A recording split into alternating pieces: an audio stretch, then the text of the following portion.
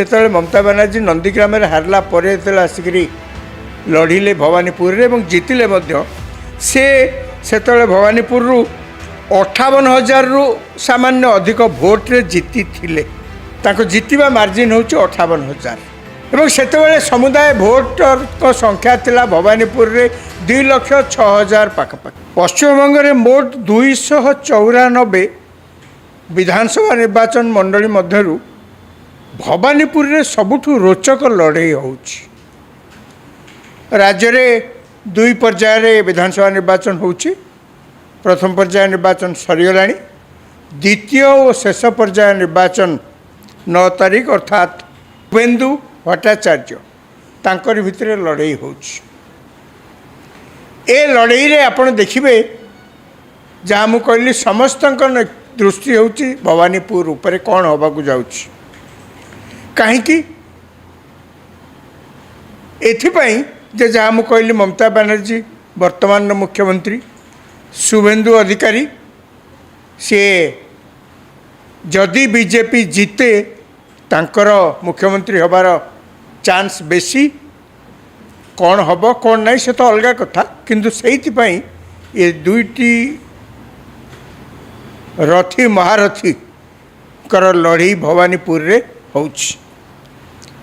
2021 रे जिते निर्वाचन होता पश्चिमबंग रे सेतबेले ममता बनर्जी नंदीग्राम रे जाई लड़ाई करथिले। सेठी मध्य तांको विरुद्ध रे थिले शुभेन्दु अधिकारी। सेठी ममता बनर्जी हारी जाइथिले। तापरे किछि मास परे भवानीपुर रे निर्वाचन हला, सेठू से जीतिले। एथरक से भवानीपुर रे लड़ुचंती एवं शुभेन्दु अधिकारी नंदीग्राम छाड़ी भवानीपुर रे प्रार्थी पत्र दाखल करचंती। कुहा जाउची जे शुभेन्दु अधिकारी ए प्रकार निष्पत्ति नबा पछरे बीजेपी रो जो माने सब निर्वाचन परिचालना करचंती, बीजेपी रो जो माने सब बड़ बड़ नेता सेठी अछंती, सेई मानकर एटा होची गोटा बड़ निष्पत्ति जे शुभेन्दु अधिकारी नंदीग्राम रे एथरक न लड़ी भवानीपुर रे लड़ंतु। तार कारण ना शुभेन्दु अधिकारी जदि भवानीपुर रे लड़ती ताले ममता बनर्जी आउ बेसी प्रचार को जाई परिबे नाही। निज गड़ बंचई रखिया पाई पुणी शुभेन्दु अधिकारी जेते प्रतिपक्ष प्रार्थी अछंती, निज गड़ बंचई रखिया पाई अनेक समय से भवानीपुर रे कॉन्सेंट्रेट करिवे। ये यही प्रकार स्ट्राटेजी रे शुभेन्दु अधिकारी को नंदीग्राम रे प्रार्थी दल पक्षर करा न जाई भवानीपुर रे करा जाइछि बोलिक जहाँ आलोचना होछि सेठी। एमती गोटे दृश्य आम देखी 2024 विधानसभा निर्वाचन ने ओडिशा रे लोकसभा एवं विधानसभा निर्वाचन एका समय होता 2024 रे। यही समय आम लक्ष्य करथिले संबलपुर रे लोकसभा प्रार्थी भाव धर्मेंद्र प्रधान बीजेपी रो प्रार्थी थिले एवं सेतेबेले चारिआडे आलोचना होतला दल तांकर जदि जीते धर्मेंद्र प्रधान मुख्यमंत्री हेबे इत्यादि चारिआडे आलोचना होतला। बीजेडी दल भितर मध्य सेमाने मध्य से प्रकार आलोचना करथिले एवं बीजेडी दल पक्षरु सेतेबेले बबी दास को धर्मेंद्र विरोध में प्रार्थी कराइला संबलपुर रे। उभय धर्मेंद्र एवं बबी दास संबलपुर सहित तांकर किछि लेन देन नाई। सेमाने सेठी काहार की जानतनी किछि नाई, सेमाने जाई सेठी प्रार्थी हेतिले। सेतेबेले बबी दास होउचंती ओडिशा रे कहया गले शासक बीजेडी दल रो 3 नंबर नेता। नवीन पट्टनायक, VK पांड्यान, बबी दास।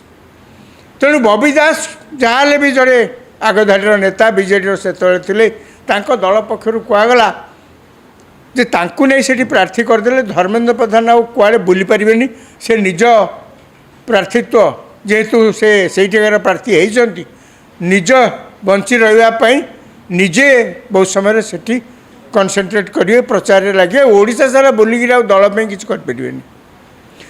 तेणु से कहली वर्तमान भवानीपुर रे आम जहाँ देखुचे संबलपुर में आम से देखते या भितर एतिकिरे कथा सरनी भवानीपुर जो ममता और शुभेन्दु अधिकारी भितर जो लड़ाई चलती 2021 विधानसभा निर्वाचन बेले आपन जदि मन पकेबे से ममता बनर्जी नंदीग्राम हारला आसिक लड़िले भवानीपुर और जीतिले से भवानीपुर 58,000 रु सामान्य अधिक भोट्रे जीति थिले जीतवा मार्जिन हूँ 58,000 एवं से समुदाय भोटर को संख्या थिला भवानीपुर रे 2,06,000 पाखापाखि यार भितर बर्तमान जो 2026 निर्वाचन में देखा सेठी एते संख्यार भोटर नहांती समुदाय भोटर को संख्या 1,60,313 312 जहाँ भी हो 1,60,000 भोटर बर्तमान भवानीपुर रे ताले एते भोटर थिले गले कुआड़े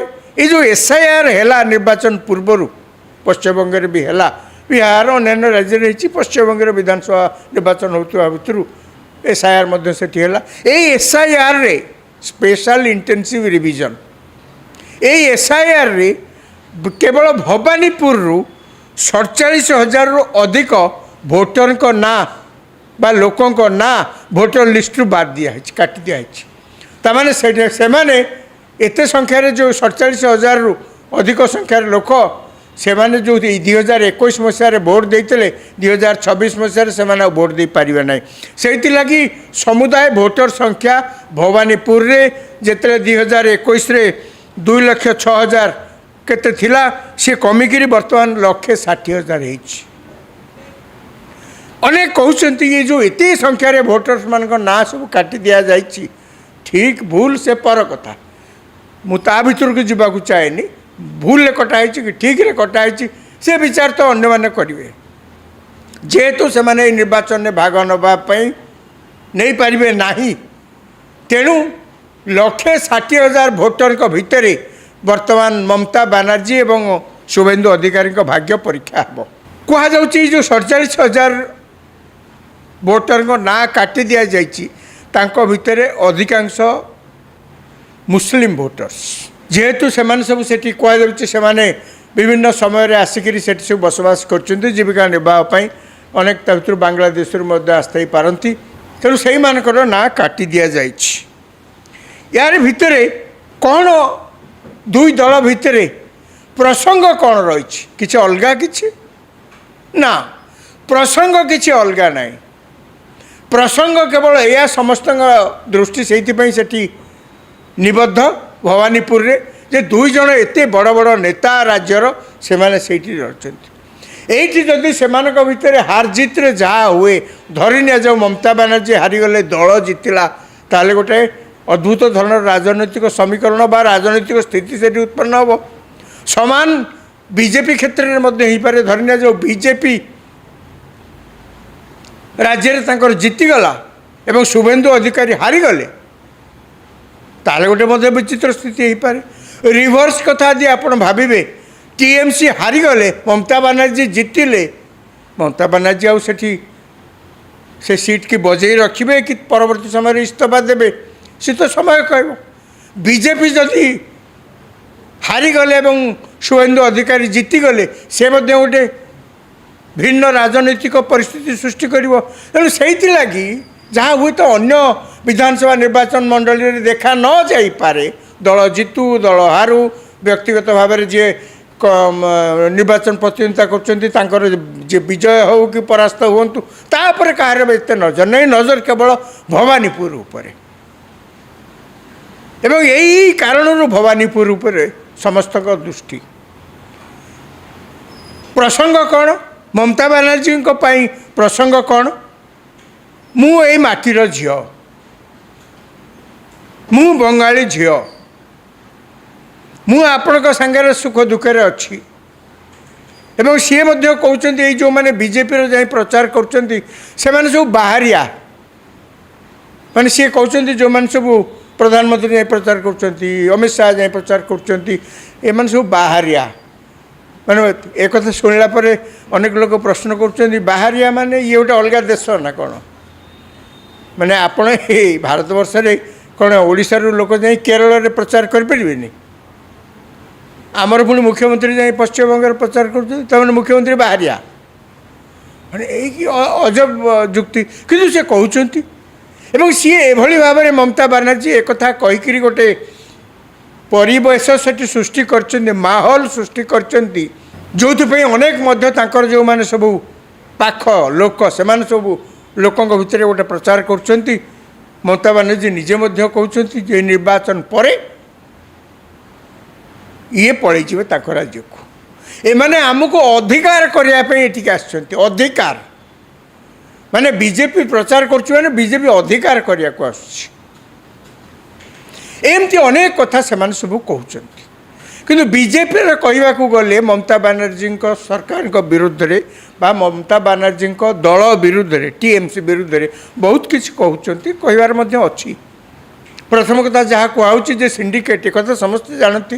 ମମତା ବାନାର୍ଜୀଙ୍କ ସମୟରେ ସେ 3 ଥର ମୁଖ୍ୟମନ୍ତ୍ରୀ ହେଇସାରିଲେଣି। ଏଥରକ ଯଦି ଜିତନ୍ତି ଚତୁର୍ଥ ଥର ପାଇଁ ତାଙ୍କ ଦଳ ଜିତିବ, ସେ ମଧ୍ୟ ଜିତିବେ। ତେଣୁ ସିଏ କହୁଛନ୍ତି ତାଙ୍କ ବିରୁଦ୍ଧରେ ଅଭିଯୋଗ ହେଲା ଯେ ଦୀର୍ଘ ବର୍ଷ ରହିଲା ଫଳରେ ଏ ରାଜ୍ୟରେ କଳକାରଖାନା ଏବଂ ଶିକ୍ଷିତ ଲୋକମାନଙ୍କର ସାଧାରଣ ନିଯୁକ୍ତି ପାଇଁ କୌଣସି ପ୍ରକାର ପଦକ୍ଷେପ ନିଆଯାଇ ନାହିଁ। ଯୁଆଡ଼େ ଯେତେବେଳେ ଦେଖିବ ଖାଲି ମମତା ବାନାର୍ଜୀ କହିଲେ ଏଇଆ କେବଳ ସେ କହୁଛନ୍ତି ଯେ ସେଣ୍ଟର ଏମିତି ତାଙ୍କୁ ଅବହେଳା କଲା, ସିଏ ଏମିତି ତାଙ୍କୁ ହଇରାଣ କଲା, ସେ ସବୁବେଳେ ଅଭିଯୋଗ। ମମତା ବାନାର୍ଜୀ ସବୁବେଳେ ଦେଖିବେ ରାତି ପାଇଲା ପରେ ସବୁବେଳେ କାହା ନା କାହା ନାଁରେ ଅଭିଯୋଗ, ଆଉ ମକଦ୍ଦମା ଯାଇକିରି ହାଇକୋର୍ଟ ହେଉ କି ସୁପ୍ରିମକୋର୍ଟର ହେଉ। ଗୋଟେ ସମୟରେ ଆପଣମାନେ ସମସ୍ତେ ଶୁଣିଥିବେ ଏବେ ମମତା ବାନାର୍ଜୀ କୋର୍ଟରେ ଯେତେବେଳେ ଯାଇକି ତାଙ୍କ କୌଣସି ଗୋଟେ ପ୍ରସଙ୍ଗରେ ସେ ଯେତେବେଳେ କୋର୍ଟକୁ ଯାଇଥିଲେ, ସୁପ୍ରିମକୋର୍ଟ କହିଲେ ଆମେ କ'ଣ ଏଠି ଅଛୁ କେବଳ ଆପଣମାନଙ୍କର କଥା ଶୁଣିବା ପାଇଁ, ଆଉ କିଛି କାମ ନାହିଁ। ମାନେ ଏଭଳି ଭାବେ ମଧ୍ୟ ଲାଇଟର ଟୋନ୍ରେ ମଧ୍ୟ କହିଥିଲେ। ମମତା ବାନାର୍ଜୀ ଶାସନକୁ ଆସିଲା ଦିନୁ କହିବାକୁ ଗଲେ ପଶ୍ଚିମବଙ୍ଗ ବହୁତ କ୍ଷତିଗ୍ରସ୍ତ ହୋଇଛି। ପୂର୍ବରୁ ବାମପନ୍ଥୀ ସରକାର ଥିଲାବେଳେ କିଛି କରିଦେଉନଥିଲେ, ସବୁ ତାଲା ପକାଇ ଦେଉଥିଲେ। ସବୁ କଳକାରଖାନାରେ ଦେଖିବେ ତାଲା ପଡ଼ିଛି। ମ୍ୟାନେଜମେଣ୍ଟ ବିରୁଦ୍ଧରେ ଟ୍ରେଡ୍ ୟୁନିୟନ୍ କରି ସବୁ ବିକ୍ଷୋଭ କରି ଧର୍ମଘଟ କରି ସବୁ ତାଲା। ବର୍ତ୍ତମାନ ଏ ସରକାର ସମୟରେ କୌଣସି ବିଜେପିର କହିବା କଥା ଯେ ଆମ ସରକାର ଆସିଲେ ଶିକ୍ଷିତ ଯୁବକ ଯୁବତୀମାନଙ୍କୁ ଏଠି ଚାକିରି ମିଳିବ, ଚାକିରିର ବ୍ୟବସ୍ଥା ସୃଷ୍ଟି ହେବ, ଏ ଦେଶରେ ଏ ରାଜ୍ୟରେ କୌଣସି ପ୍ରକାର କଳକାରଖାନା ନାହିଁ ତାହା ମଧ୍ୟ ହେବ। ଖାଲି ସେତିକି ନୁହେଁ, ଟିଏମ୍ସି ଅମଳରେ ଏମ୍ସି ସରକାର ବିରୁଦ୍ଧରେ ଯେଉଁ ବଡ଼ ଅଭିଯୋଗ ହେଉଛି, ଏଠି ମହିଳାମାନେ ସୁରକ୍ଷିତ ନୁହନ୍ତି, ହିଂସାକାଣ୍ଡ ସବୁବେଳେ। ପଶ୍ଚିମବଙ୍ଗରେ ନିର୍ବାଚନ ମାନେ ଦେଶର କୌଣସି ଜାଗାରେ ଏତେ ସଂଖ୍ୟାରେ ହିଂସାକାଣ୍ଡ ହୁଏନି ଯାହା ପଶ୍ଚିମବଙ୍ଗରେ ହୁଏ, ଏବଂ ସେଠି ସିଣ୍ଡିକେଟ୍ ରାଜ ଚାଲିଛି। ଏ ସବୁର ବିଜେପି ସରକାରକୁ ଆସିଲେ ଜବନିକା ପଡ଼ିବ ବୋଲି ବିଜେପି ପକ୍ଷରୁ କୁହାଯାଉଛି। କ'ଣ ହେବ କ'ଣ ନାହିଁ, କାଲି ତ ଦ୍ୱିତୀୟ ପର୍ଯ୍ୟାୟ ନିର୍ବାଚନ, ତାପରେ ଯେତେବେଳେ 4 ତାରିଖ ଦିନ ଭୋଟ ଗ୍ରହଣ ହେବ ସେଥିରେ ଜଣାପଡ଼ିବ କିଏ ସିକନ୍ଦର।